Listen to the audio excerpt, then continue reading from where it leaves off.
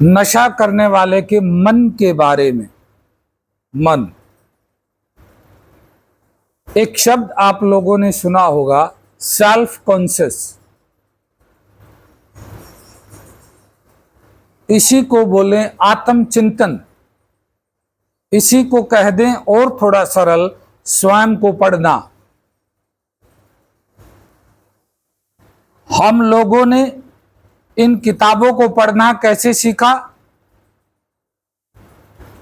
इनमें लिखे हुए शब्दों को समझना, मात्रा ऊपर की लगी तो क्या स्वर आएगा, डंडा लगा तो क्या आएगा, नीचे की मात्रा लगी तो क्या आएगी, ये हमने लगातार साल, 2 साल, 3 साल मेहनत की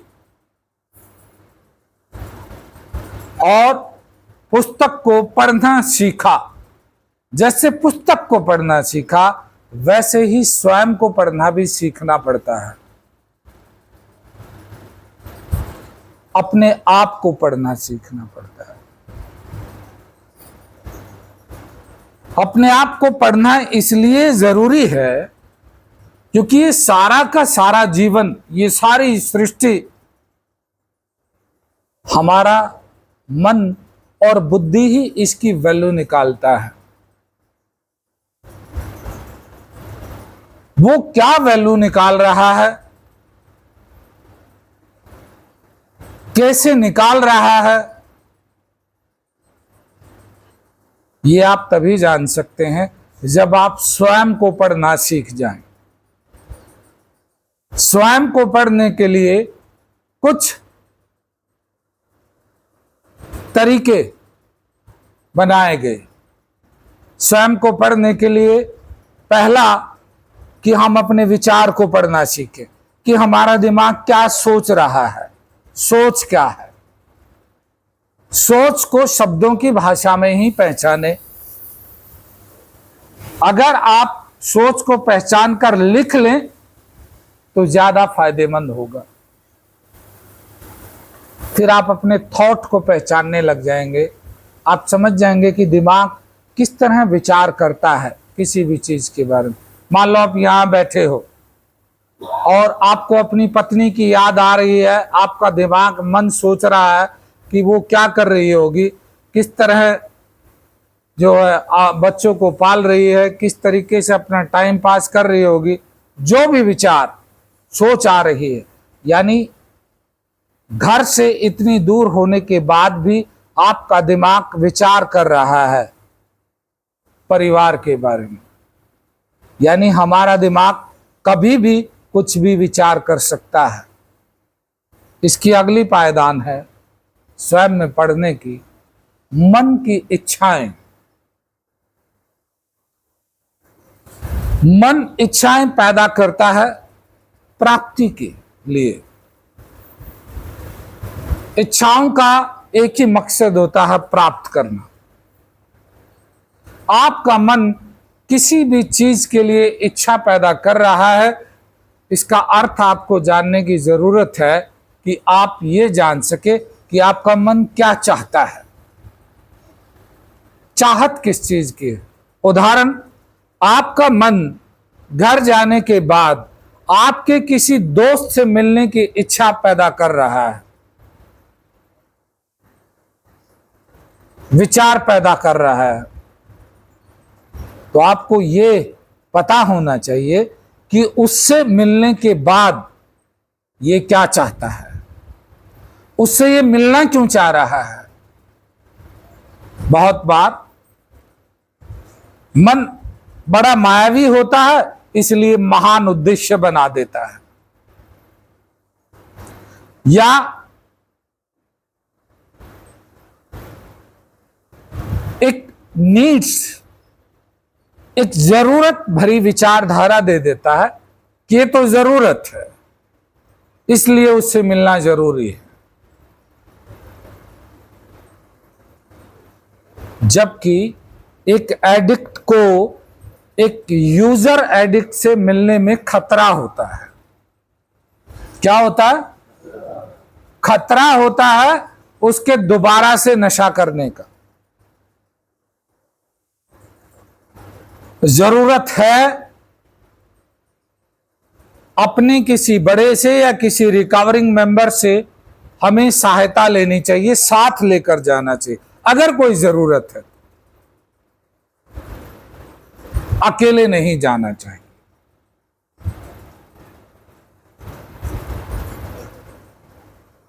लेकिन आपका मन बड़ा मायावी और बहुत शक्तिशाली और बहुत चालाक है। आपको तर्क भी दे सकता है कि यार तू कब तक घर वालों को साथ लेके जाएगा या कब तक दूसरों को लेकर साथ जाएगा। आपको भ्रमित कर सकता है। मन भ्रांतियां भी पैदा कर सकता है। स्वयं की पहचानने की कड़ी में ये एक और शब्द आ गया। इसका इच्छाओं से अगला जो टूल है स्वयं को पहचानने का, वो है भावनाएं, फीलिंग्स। भावनाओं के नाम दिए गए हैं ताकि तुम स्वयं को पहचान सको उनके नाम याद करके। उन भावनाओं की कैटेगरी भी बनाई गई है कि कौन सी नेगेटिव हैं, असामाजिक हैं, और कौन सी सामाजिक हैं, पॉजिटिव हैं। ये ज्ञान यदि आप अपने दिमाग की मेमोरी में डालते हैं और इसके ऊपर वर्क करते हैं तो ये सारा जीवन आपके काम आएगा। आप खुद को पहचानते रहेंगे। आप लोगों के जीवन में अस्तव्यस्तताएं क्यों आ रही हैं, ये सवाल तो आपको अपने आप से पूछना चाहिए। ये अस्तव्यस्तताएं इसीलिए आ रही हैं क्योंकि आप स्वयं को पढ़ना नहीं जानते। आप अपनी बुद्धि, अपने मन को पढ़ना नहीं जानते। उसे पहचानना नहीं आता आपको कि मन आपका किस वस्तु की तरफ लेकर जा रहा है। क्या वो आपकी नीड्स है या केवल बस एक वाह्यात जिज्ञासा है।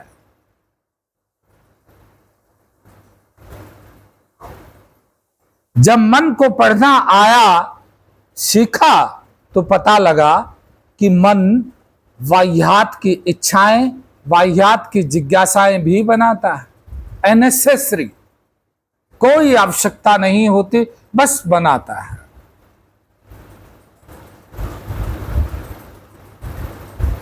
जिन लोगों को मन को पढ़ना नहीं आता वो अपनी उन अननेसेसरी इच्छाओं और जिज्ञासाओं में उलझ जाते हैं और उसके परिणाम दोबारा सा नशे की गुलामी या आपके जीवन में अस्तव्यस्तताएं फिर आ जाती हैं। वजह अननेसेसरी, वो सिस्टम में है। तुम्हारा कोई दोष नहीं है। तुम्हारा दोष है तो इतना कि तुम स्वयं को पढ़ना नहीं जानते। तुमने अपने आप को पढ़ना नहीं सीखा। इसी भावनाओं के सिलसिले में मन एक नकारात्मक फीलिंग और बनाता है, निराशा। बहुत सारी घटनाओं में, बहुत सारे रिश्तों में, बहुत सारे कार्यों में मन निराशा की भावना पैदा कर देता है। निराशा क्या करती है?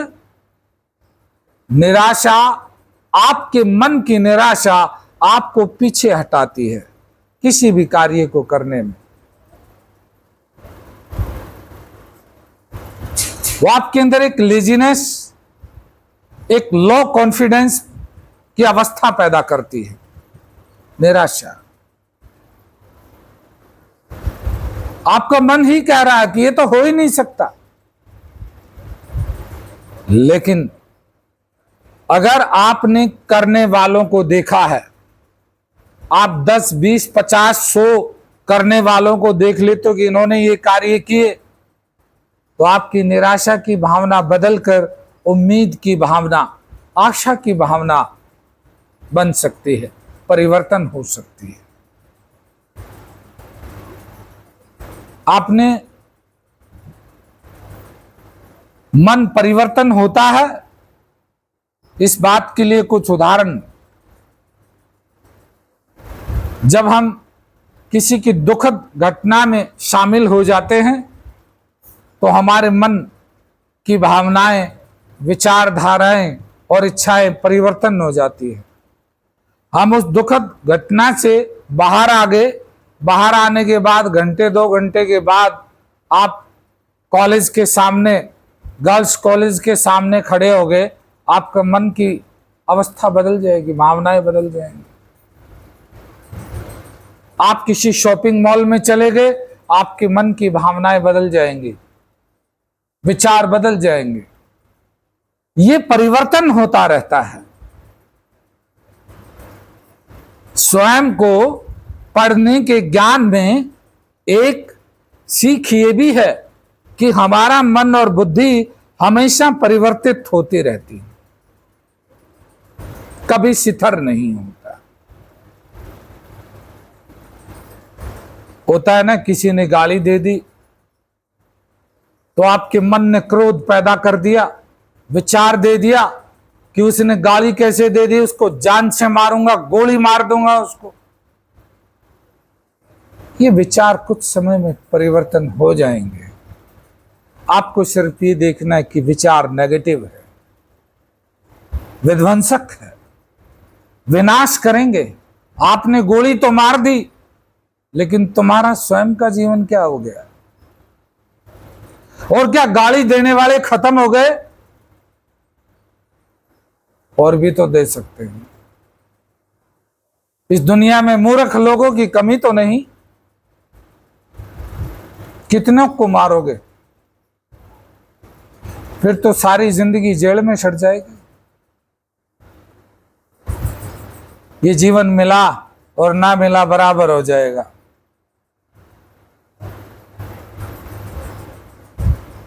हमारे जीवन की समृद्धि और हमारे जीवन की बर्बादी हमारे इस सोचने के ढंग पर डिपेंड करता है कि आप जीवन में होने वाली घटनाओं को किस दृष्टिकोण से देख रहे हैं। आपके मन की फीलिंग, आपके मन के भाव क्या हैं? क्या वो आपको सपोर्ट कर रहे हैं अंदर से, या आपके अंदर नकारात्मक भावनाएं और विचारों को पैदा कर रहे हैं? दृष्टिकोण आपका अपना। मनुष्य के पास ये शक्ति है और किसी जीव के पास नहीं। स्वयं को पढ़ने की शक्ति, सेल्फ अवेयरनेस सिर्फ मनुष्य के पास है, लेकिन ये डेवलप करनी पड़ती है। इस पे लगातार काम करके, हर रोज काम करके इसको आप अपने भीतर ही डेवलप करते हैं कि आपके अंदर अवेयरनेस पैदा होगी, एक नई एनर्जी, एक नया टूल डेवलप होगा जो आपके मन की गतिविधियों के बारे में आपको भीतर से ही जानकारी देगा। लेकिन प्रैक्टिकल, केवल पहचानना ही काफी नहीं है। अगर आपने पहचान लिया कि ये नेगेटिव है तो उसे बदलना, उसे चेंज करना भी जरूरी है।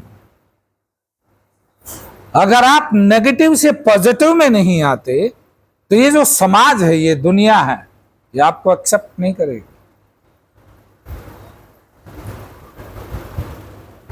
आज का वर्तमान ही नहीं, पीछे का इतिहास भी। आज तो मनुष्य के पास थोड़ी थोड़ी शक्तियां होती हैं। किसी के पास बंदूक होगी, किसी के पास पैसा होगा, किसी के पास 5-10 आदमी होंगे। पहले, आज से पहले का इतिहास बताता है कि इस धरती पर कितने शक्तिशाली आदमी भी पैदा हुए थे, जिनके पास अलौकिक दिव्य शक्तियां मौजूद थी, लेकिन उन्होंने दुरुपयोग किया प्रकृति ने उन्हें मिटा दिया, तबाह कर दिया, उनकी नस्लों को भी तबाह कर दिया। इतिहास हमें संदेश दे रहा है, आज वर्तमान को संदेश दे रहा है कि अपनी शक्तियों का दुरुपयोग ना करें। सिस्टम मौजूद है, दुरुपयोग करने वालों को मिटाने के लिए सिस्टम प्रकृति में मौजूद है, पहले भी था, आज भी है और आगे भी रहेगा। किसी भाई के मन की नकारात्मक भ्रांतियों में कोई फंसकर ये सोचे कि मेरा कुछ नहीं बिगड़ सकता, तो सिर्फ ये गलत फहमी है। सब कुछ प्रकृति के अधीन है, इससे बाहर कोई नहीं जा सकता। सदियों से मनुष्य कोशिश कर रहा है इस प्रकृति से बाहर जाने की, लेकिन जब तक ये प्रकृति नहीं चाहेगी तब तक बाहर नहीं जाया जा सकता। तो स्वयं के मन के भीतर के इस खोखले अहंकार को जाने, पहचाने कि ये सिर्फ खोखला अहंकार है। अगर अच्छा जीवन जीना है तो सोशल, सामाजिक, समाज के नियमों का पालन करके ही आप एक अच्छा जीवन जी सकते हो। आप अपने अहंकार के अनुसार, अपने गुस्से के अनुसार, अपनी मनमानी के अनुसार जिंदगी जीना चाहेंगे, संतुलन में जीवन नहीं जी सकते। संतुलन बिगड़ता रहेगा बार बार। आप लोगों को जो बीमारी लग चुकी है, ये बीमारी ही आपकी कमर को बार बार तोड़ती रहेगी। ये बीमारी कहां से पैदा हो रही है? आपके भीतर से, बाहर से नहीं आ रही। अगर आप सोचते हो कि ये बीमारी बाहर से आ रही है, कोई आदमी तुम्हें नशा करा रहा है, किसी आदमी ने तुम्हें परेशान कर दिया इसलिए तुमने नशा कर लिया, तुम्हारा कोई मर गया, तुम्हारा कोई छिन गया इसलिए तुमने नशा कर लिया, ये सब धारणाएं हैं, ये सब मन की बनाई हुई भ्रांतियां हैं। महात्मा बुद्ध मन के विज्ञान में से एक मूल मंत्र देके गए। किसी ने पूछा कि महात्मा जी, इंसान दुखी क्यों है? महात्मा बुद्ध ने बताया कि स्वयं की अपेक्षाओं के कारण दुखी है।